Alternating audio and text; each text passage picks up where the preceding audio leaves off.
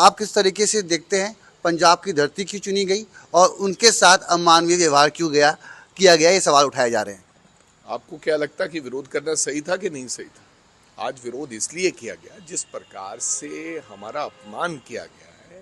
पहले तो आप मेरे को ये बताएं कि आपको अपना वायु जो जहाज था उसका इस्तेमाल करने की जरूरत क्या पड़ गई? C-17 globe master. आप ये दिखाना चाहते हैं कि अमेरिका कहीं भी लैंड कर सकता है और कुछ भी कर सकता है। ट्रंप ये दिखाना चाहते हैं, हमें अमेरिका की ताकत दिखाना चाहते हैं। डिपोर्ट पहले भी लोग होते थे, आज कोई पहली बार तो हुए नहीं है, पहले भी डिपोर्ट होते थे और नॉर्मल फ्लाइट से लोग आते थे, एक्सटर्नल अफेयर मिनिस्ट्री को बता दिया जाता था। और अभी अभी मेरे को पता चला, जैसे बताया कि कोलंबिया जैसे देश ने मना कर दिया कि आपका विमान नहीं आएगा हमारी सरजमीन पर। क्या भारत मना नहीं कर सकता था? और जिस प्रकार से उनको लाया गया, मेरे को लगता है कि ह्यूमन राइट्स जो वैल्यूज है उनकी उल्लंघना है। आपने अब जहाज में बैठा लिए, अब क्या संदेश देना चाहते हो? उसके हाथ बांध लिए, उनके पांव बांध लिए, किस तरीके का मैसेज देना चाहते हो? आप भारत को दिखाना चाहते हो कि मेरे पास इतनी ताकत है? और हमारे देश के प्रधानमंत्री जाकर उन्हें कहते हैं, एक्सटर्नल अफेयर मिनिस्टर, कि हमें न्योता दो, व्हाइट हाउस में हम आना चाहते हैं। और मैं ये कहूँगा कि देश के प्रधानमंत्री अपना दौरा रद्द करें, वो बिल्कुल व्हाइट हाउस ना जाएं, नहीं तो देश का और ज़्यादा अपमान होगा।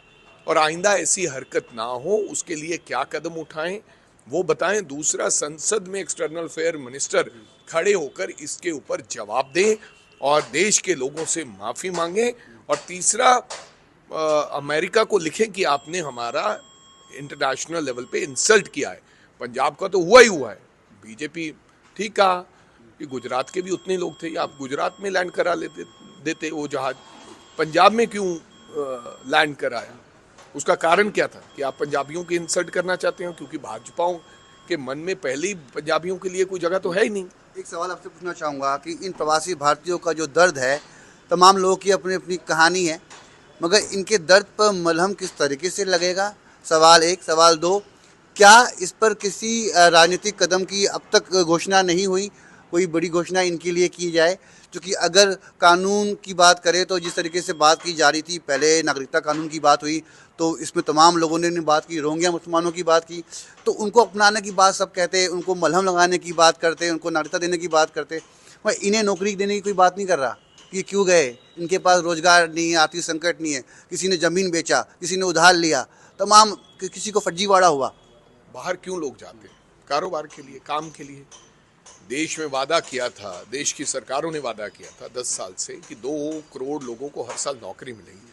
अगर भारत के लोगों को अगर भारत में नौकरी मिले तो फिर वो विदेश क्यों जाएं अपने परिवारों को छोड़ के? फिर अपनी ज़मीन बेचकर 40-40, 50 लाख लगा के गलत तरीके से क्यों जाते हैं? वो क्रिमिनल नहीं है, मजबूरन तौर पर उन्हें बॉर्डर क्रॉस करना पड़ा क्योंकि यहाँ वो भूखे मर रहे हैं, ये कारण रहा। दूसरा, मलम नौकरी देंगे नहीं देंगे ये तो मेरे को पता नहीं है।